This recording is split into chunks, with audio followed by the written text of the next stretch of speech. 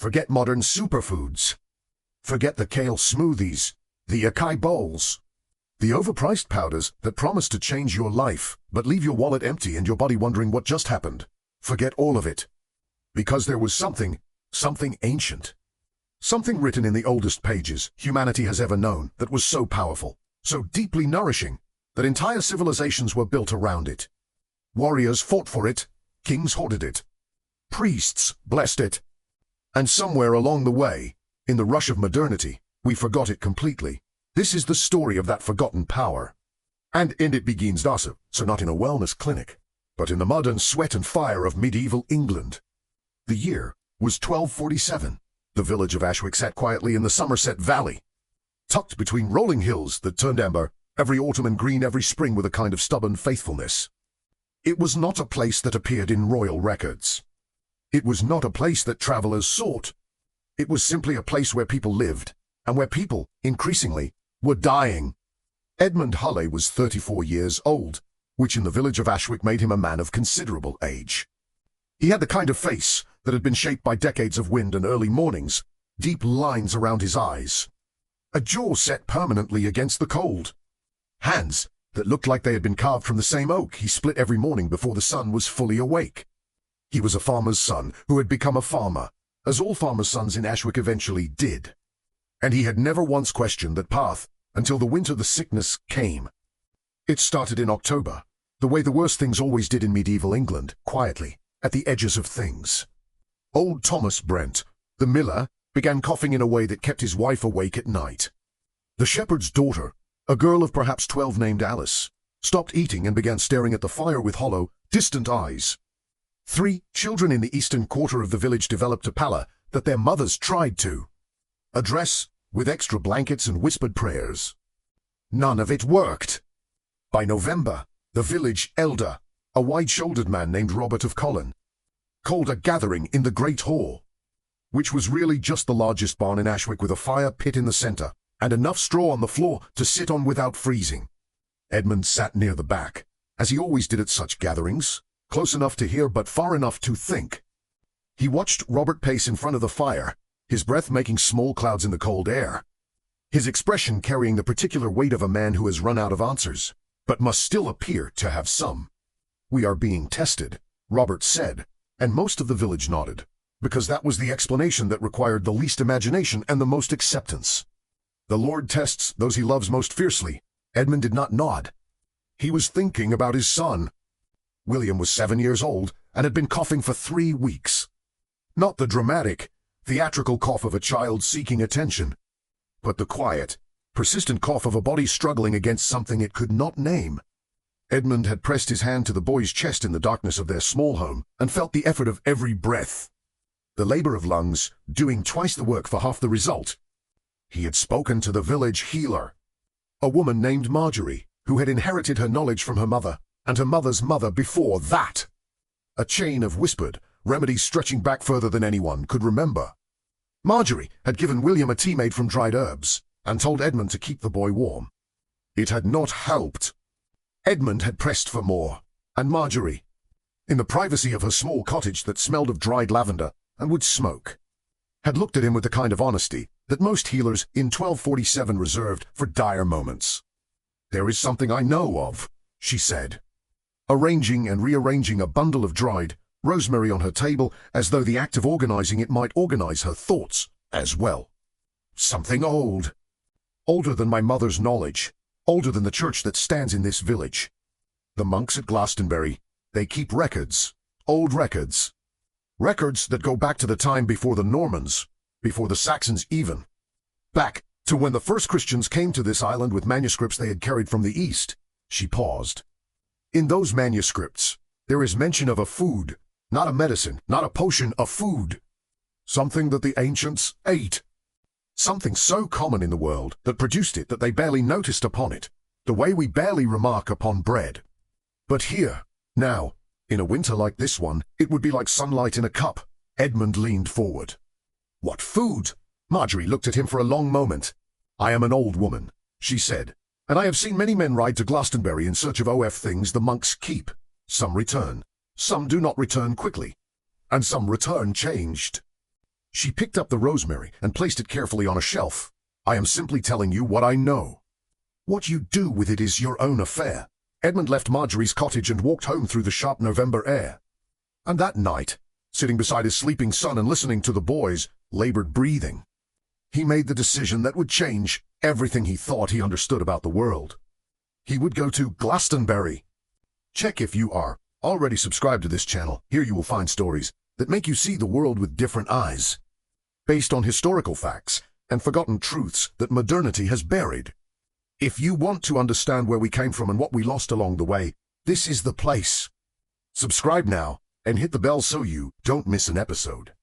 The road to Glastonbury in November 1247 was not a road in any sense that a modern traveler would recognize. It was a series of intentions, a general direction suggested by the landscape, reinforced occasionally by wheel ruts in the earth, or a stone marker at a crossroads that might have been placed there a century ago by someone whose name no one remembered anymore. Edmund had made the journey once before, as a young man accompanying his father on a matter of land dispute, and he remembered it as 2 days of walking through country that was beautiful in a way that demanded nothing from you, and offered nothing in return. He left before dawn on a Thursday, telling his wife Agnes that he would return within a week. Agnes was a woman of practical intelligence who had learned long ago that the men in her life made decisions first and explanations afterwards. And she simply pressed a small package of bread and dried meat into his hands and told him to keep moving if it rained. He kissed her forehead. He looked at William, still sleeping, still coughing softly even in sleep. And then he walked. The Somerset landscape in late autumn had a particular quality of stillness that was different from emptiness. The fields had been harvested and left to their own devices, the stubble of grain stalks catching the early frost and holding it like a memory of summer. Crows picked through the remnants with philosophical persistence. The occasional farmhouse sat up thin columns of smoke that the wind immediately dispersed, as though the sky were trying to convince everyone below that warmth was an illusion. Edmund walked and thought. He thought about Marjorie's words, a food, not a medicine, something from the ancient manuscripts, something the first Christians carried from the East. He ran through everything he knew of the Bible, which was not inconsiderable for a man of his time and station. The monks of the local parish read scripture aloud every Sunday, and Edmund had the kind of mind that retained what he heard, storing it away in some interior room and retrieving it when needed. He thought of the passages that mentioned food, the manna in the wilderness, the loaves and fishes, the vineyard parables, the wedding at Cana. He thought of the Psalms that described the land flowing with milk and honey. He thought of the herbs and grains of the ancient world, the spices brought on trade routes, the oils that anointed kings. And then, somewhere between the 3rd and 4th mile of his journey, he thought of something specific. A passage he had heard the monk Brother Anselm read just the previous spring from a chapter about the wandering of the Israelites, about what they had eaten in the wilderness, about what had sustained them through 40 years of hardship. A food so fundamental, so deeply woven into the fabric of ancient life, that the texts mentioned it almost as an aside, the way you might mention breathing or drinking water. He stopped walking. A crow regarded him from a fence post with the blank attention of an animal that has decided you are not interesting enough to flee from. Olive oil, Edmund said aloud. To no one, to the crow, to the cold November air. The crow flew away. Edmund resumed walking, faster now. The monastery at Glastonbury in 1247 was one of the most significant ecclesiastical establishments in England, which meant it was also one of the most complicated. It had survived fire and scandal and Norman conquest and the particular institutional arrogance that accumulates in any organization that has been important for long enough. The monks who lived there ranged from genuinely devout scholars who had given their lives to the preservation and study of ancient knowledge, to political appointees whose primary qualification was a well-connected family name, to young men of middle-class ambition who had calculated that a monastic education was the most reliable path to a comfortable life. Edmund arrived on the second afternoon, his feet protesting and his bread largely consumed.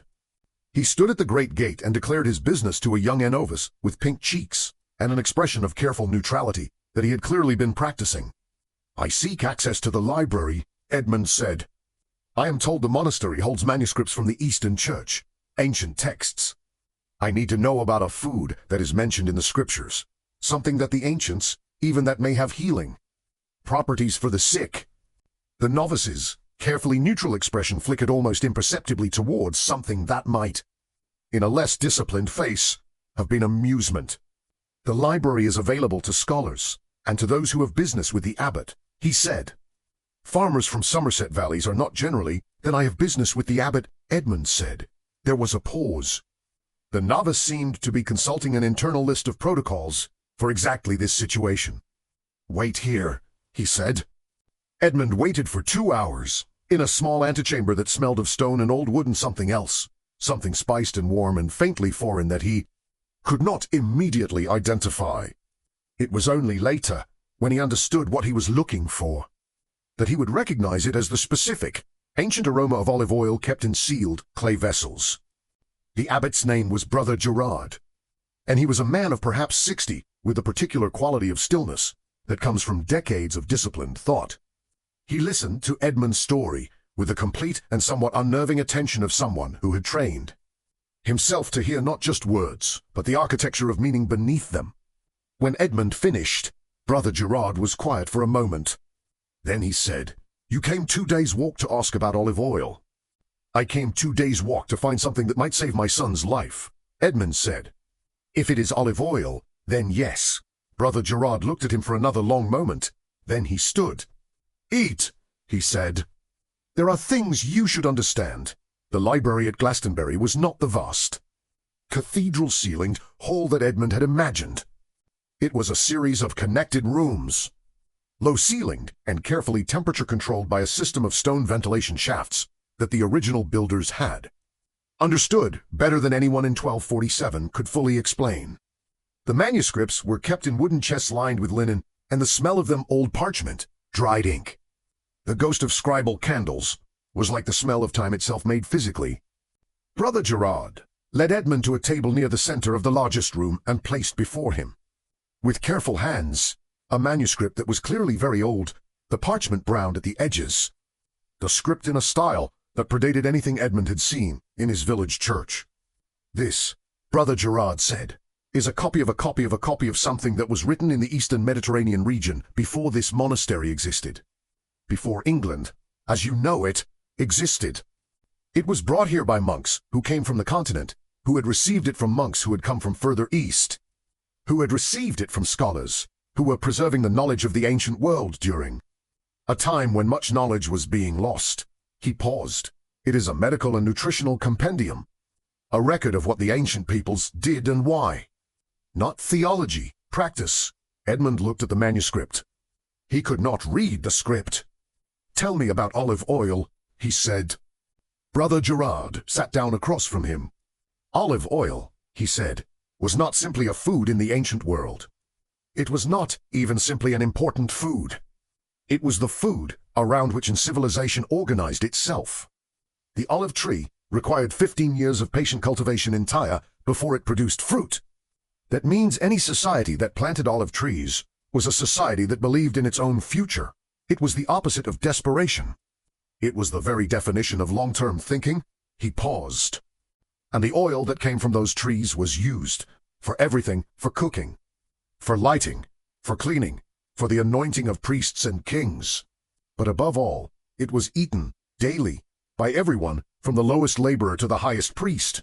And it helped them," Edmund asked, "with sickness, with weakness in the chest." Brother Gerard was quiet for a moment, in the way of a man who is deciding how much to say and in what order to say it.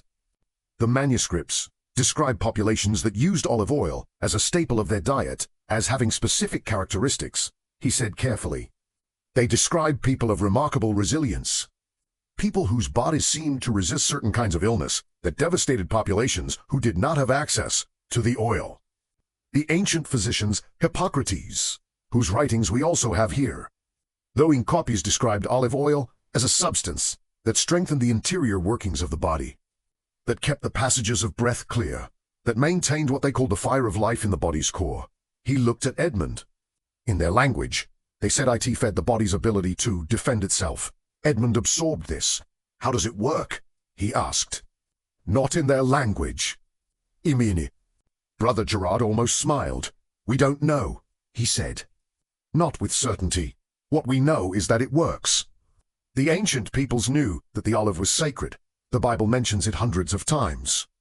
The olive branch as a symbol of peace, the olive tree as an image of abundance and blessing, the oil as the most precious of liquids. They were not wrong that it was special. They simply did not have the language to explain precisely why. He folded his hands on the table. "We have learned from the manuscripts that the oil contains something, the monks call it its virtue, that protects the walls of the body's interior channels. It keeps them smooth, prevents blockages, reduces the kind of inner burning that we see in the chest ailments that are devastating your village right now." Edmund leaned forward. "Is there olive oil here?" "The monastery receives olive oil from traders who travel from the Mediterranean," Brother Gerard said. "We use it in our kitchen. We have used it for centuries." He paused. "Your son is not the first person to come here in distress. He will not be the last." What followed was 3 days that Edmund had not planned for, and that changed the fundamental architecture of his understanding. Brother Gerard, with the methodical generosity of a man who believes knowledge is the only truly transferable currency, walked Edmund through the manuscript's descriptions of olive oil's properties. He explained, in the practical language of medieval medicine that lay halfway between ancient philosophy and modern science, what the ancient physicians had observed about populations that consumed olive oil daily versus those that did not.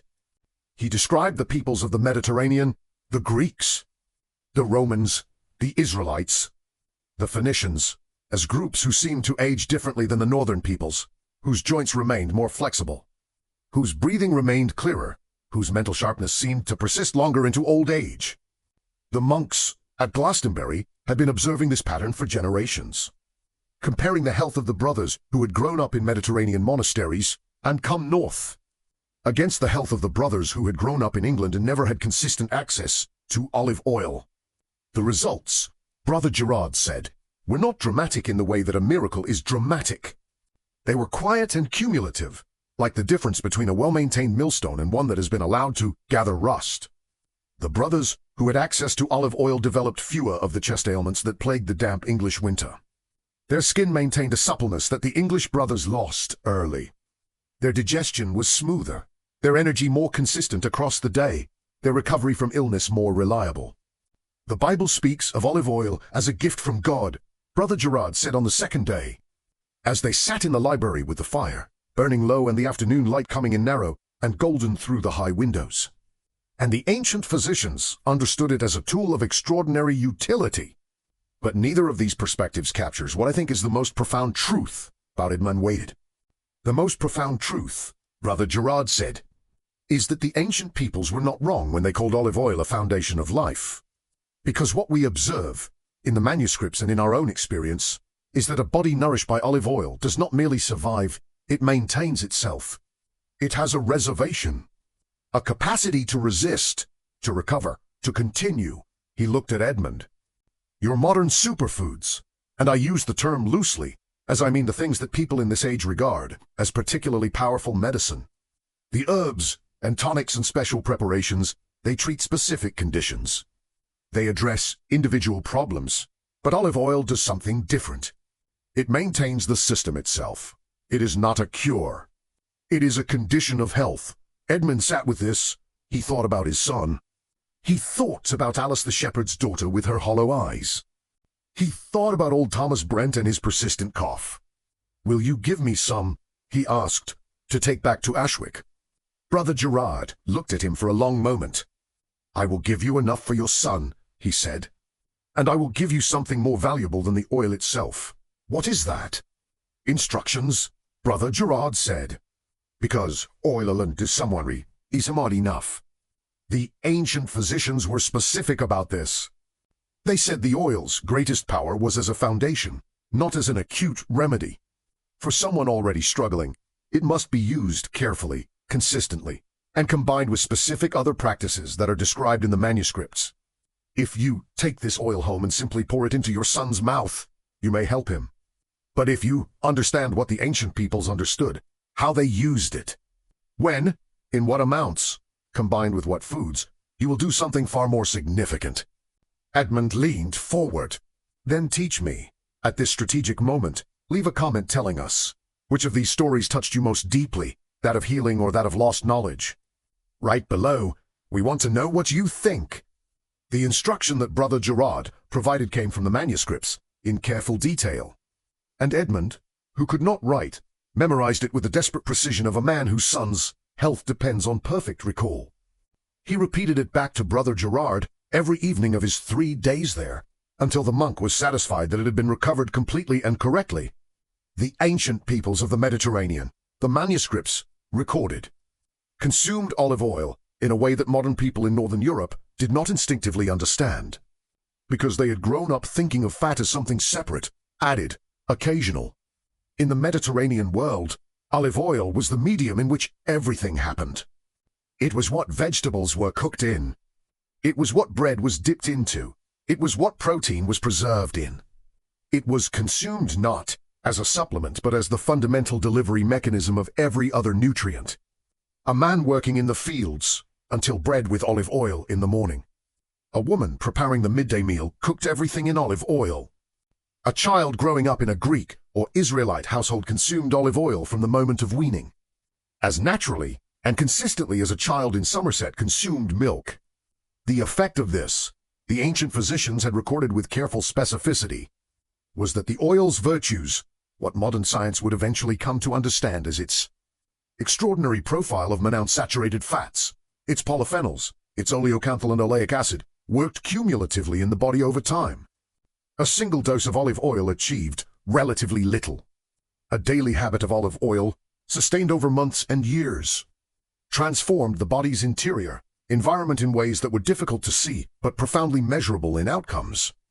People got sick less, people recovered faster, people maintained energy and mental clarity longer.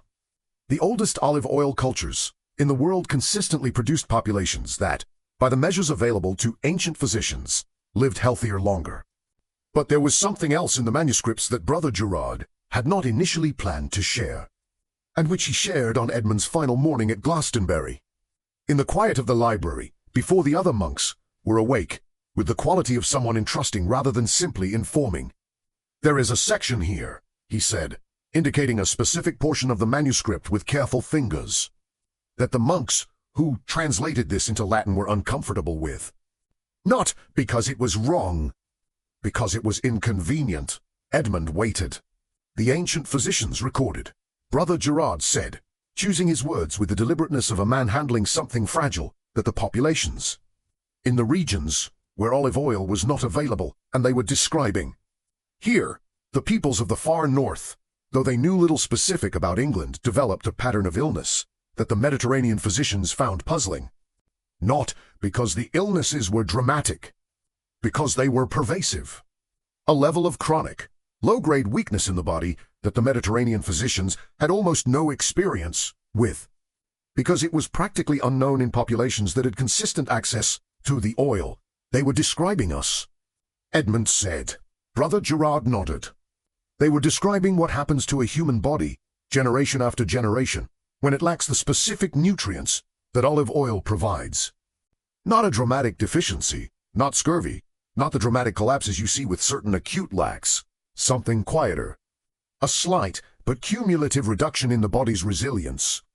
A slight increase in the tendency toward the chest ailments, the joint troubles, the foggy-mindedness that we sometimes call winter sickness, but which the ancient physicians identified as something more systemic. He folded his hands. They were not saying that people without olive oil could not be healthy. They were saying that people with olive oil had a specific and significant advantage, that those without it spent their lives not. Knowing they were missing, Edmund rode back to Ashwick that same day with a sealed clay vessel of olive oil tied carefully to the back of a borrowed mule and 3 days of instruction from Brother Gerard compressed into his memory like a fire he was carrying through rain.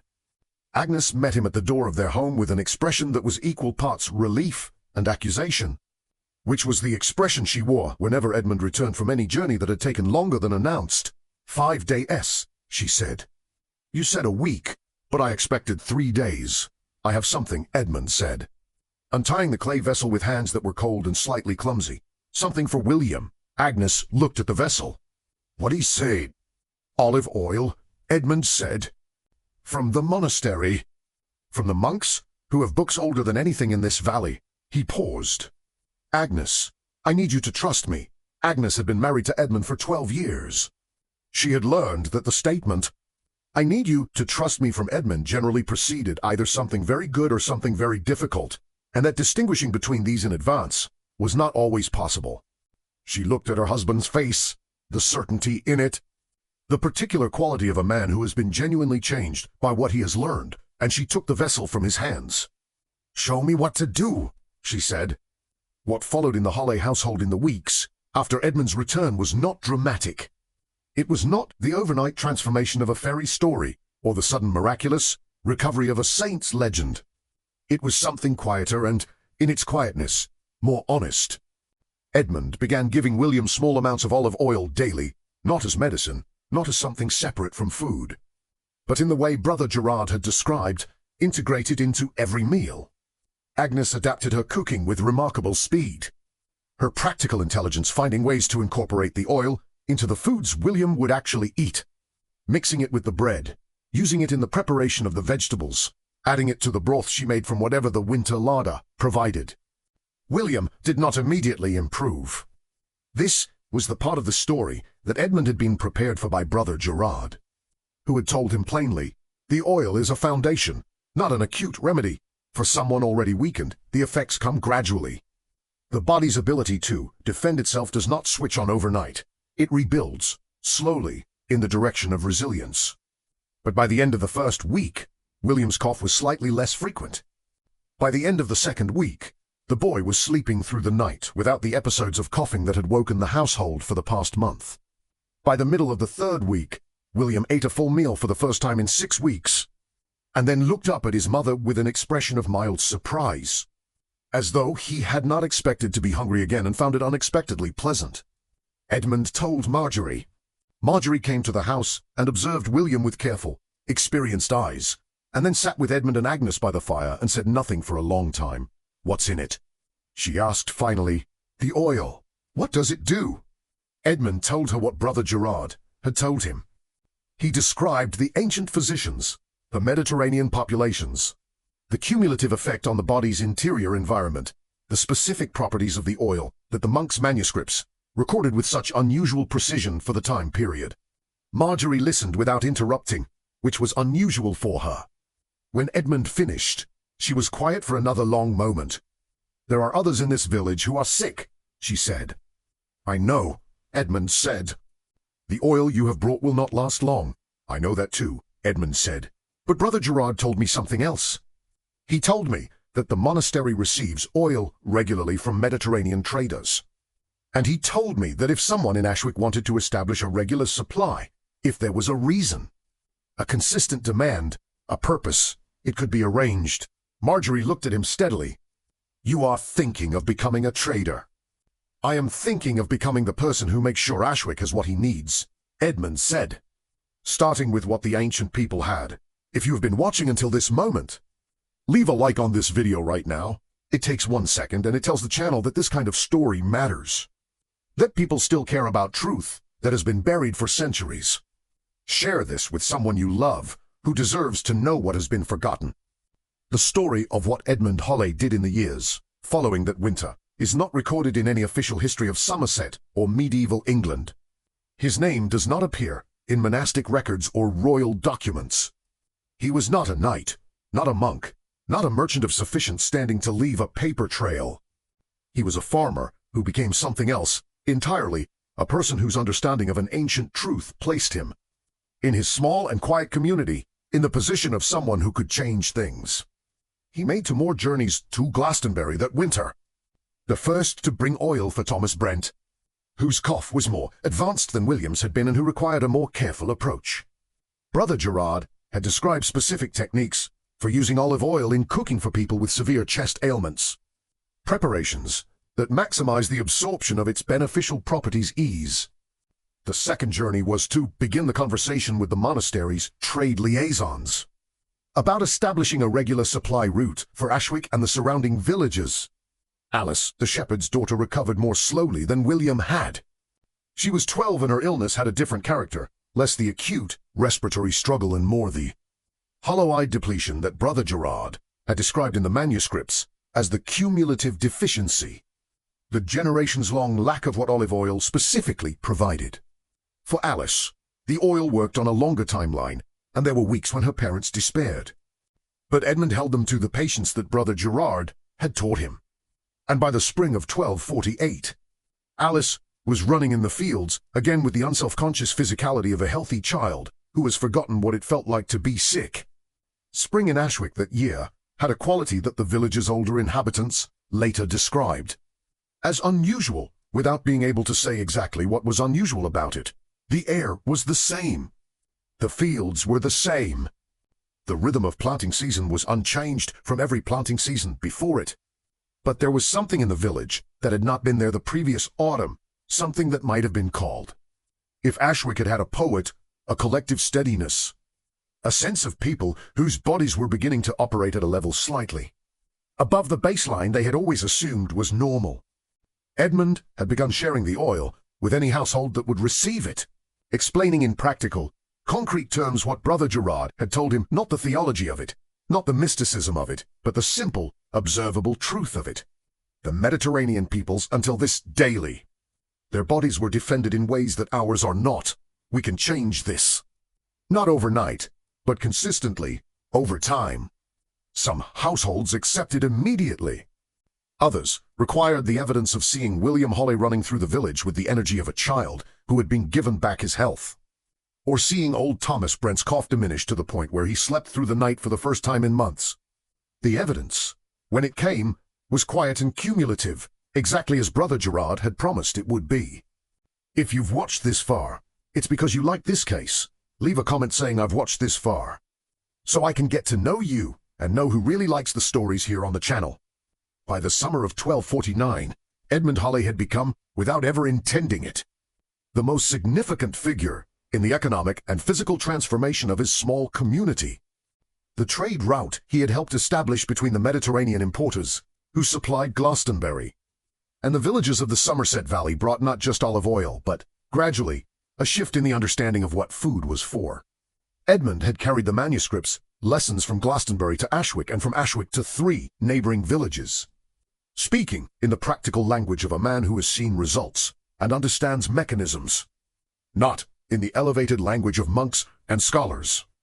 He was 40 years old in 1249, and he was aware, in the way that people in the medieval period who paid attention were aware, that he was aging differently from many men of his station. His joints did not find in the way that was considered simply inevitable for a farmer who had spent decades in the fields. His breathing in winter was clear, in a way that it had not been in his younger years, before the olive oil had become a daily presence in his household's diet. His mind was sharp in a way that he noticed in contrast to men 10 years younger, whose thoughts had become blurred by the particular winter fog that the ancient physicians had identified and that Brother Gerard had warned him about. He thought about this on an evening in August 1249, sitting outside his home in the long summer light with Agnes beside him, watching William, now 9, healthy, strong, entirely unaware of how close the winter of 1247 had come to taking a different shape, chasing a chicken across the yard with a combination of determination and strategic incompetence that was deeply endearing. "The monks are right," Agnes said, following his gaze. "About the oil." "The ancient physicians were right," Edmund corrected gently. "The monks are simply the ones who kept the record." "Does it matter?" Agnes asked. Edmund thought about this. He thought about the years that had been spent in England and across the northern world, in ignorance of something that the ancient peoples had understood so completely they barely remarked upon it. He thought about the generations of illness that had been considered simply inevitable, the chest ailments, the joint troubles, the winter depletion, the early aging that the manuscripts described as characteristic of populations without olive oil, and that his own village's experience was now beginning to quietly refute. He though ought about the Bible's hundreds of references to the olive branch that the dove brought back to Noah, the Mount of Olives, where the most significant moments of the most significant figure in the Christian tradition had occurred, the oil that anointed prophets and kings, the lamp oil that the wise virgins had prepared and the foolish had not, the oil that the Good Samaritan poured on the wounds of the injured man. He thought about how all of these references had been treated in the England he knew, as symbolic, as poetic, as theological imagery, rather than as the practical testimony of a civilization that knew exactly what it was talking about when it held up the olive as the image of abundance and blessing. They were not wrong, he thought. They were more right than any of us understood. No, he said to Agnes finally. It does not matter whether it was the monks or the ancient physicians. What matters is that it is true. What matters is that we know it now. Agnes leaned against his shoulder. And William knows it, she said. Edmund watched his son corner finally the chicken, which submitted to capture with the dignified resignation of a bird that has calculated the odds and accepted its situation. William held it up with both hands and turned to his parents with the expression of someone who had achieved something genuinely significant. He knows it in his body, Edmund said. Better than knowing it in your mind. The truth that Edmund Halley carried from Glastonbury and distributed across the villages of Somerset in the years after 1247 was not, in itself, new. It was ancient. It was, by his time, already more than 2,000 years old, a truth that civilizations had built themselves upon and that had been carried carefully in manuscripts across continents and centuries. Waiting for someone with a sick child and enough desperation to travel 2 days in November to ask the right question. What was new was the rediscovery. The moment of reconnection between a knowledge that had been preserved and a population that had been surviving without it. In that moment in the library at Glastonbury, with old Brother Gerard patiently translating the wisdom of ancient physicians into the practical language of a Somerset farmer.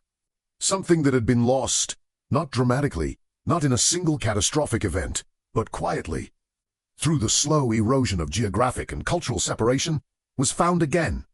This is what the story of Edmund Halley is really about.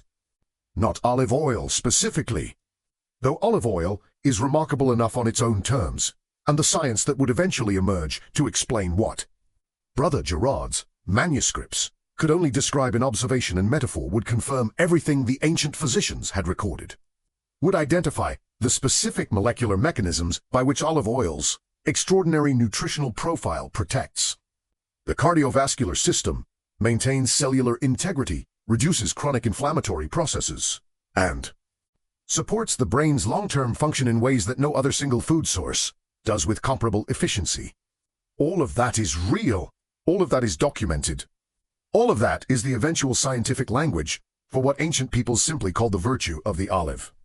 But what Edmund's story is really about is the gap between what we have forgotten and what we could recover.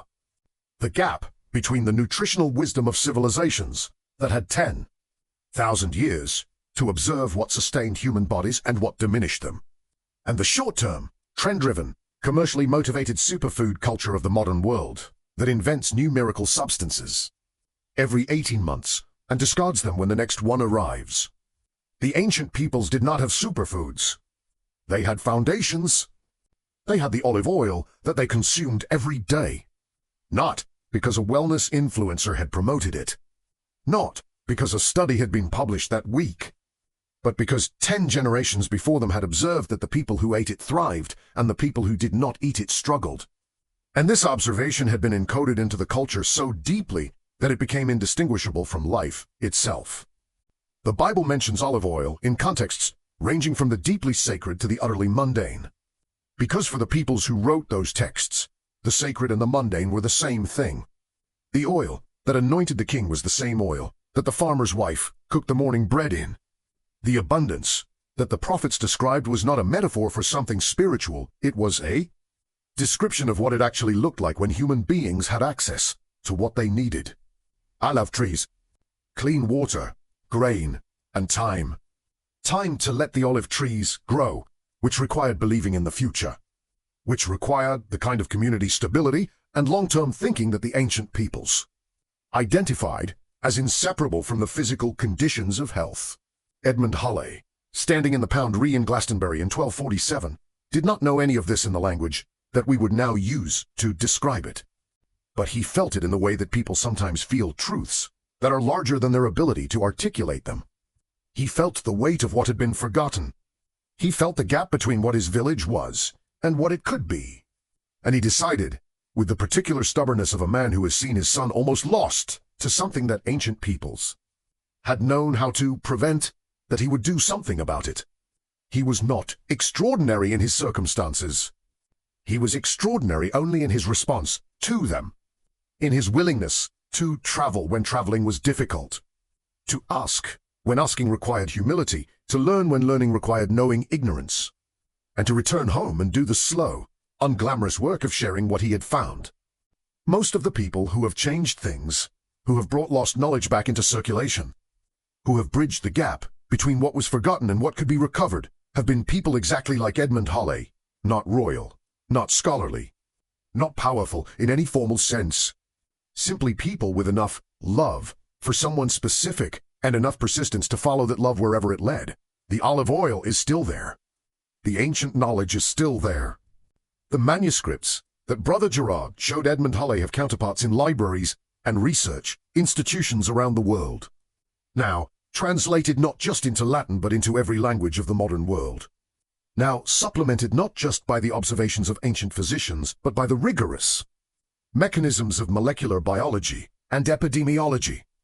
The Mediterranean diet, which is, at its core, a diet built on olive oil as its foundational medium, exactly as it was in the time of the ancient physicians, is now among the most comprehensively studied dietary patterns in human history, and the results consistently say what the ancient people said, what the manuscripts recorded, what Brother Gerard translated for a Somerset farmer on a cold November evening in 1247. It works. It has always worked. We simply, for a while, forgot. Check if you're already subscribed to this channel. The stories we tell here are stories that the modern world has forgotten, but that still have the power to change the way you live. Se você chegou até aqui neste vídeo, você é exatamente o tipo de pessoa que este canal foi feito para alcançar. Sign up now, ring the bell, and don't miss the next story we tell, because the next one is even older, even more forgotten, and even more true. If you've watched this far, it's because you like this case. Leave a comment saying I've watched this far, so I can get to know you and know who really likes the stories here on the channel, like this video. Clique, 2 segundos, e ele ajuda mais pessoas a encontrarem o que você acabou de encontrar.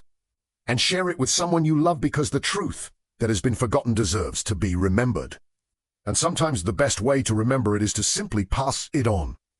A history of Ashwick does not exist, but the truth that Edmund carried back from Glastonbury does. It has always existed. It is waiting, as it has always been waiting, for anyone willing to walk 2 days through November cold to find it.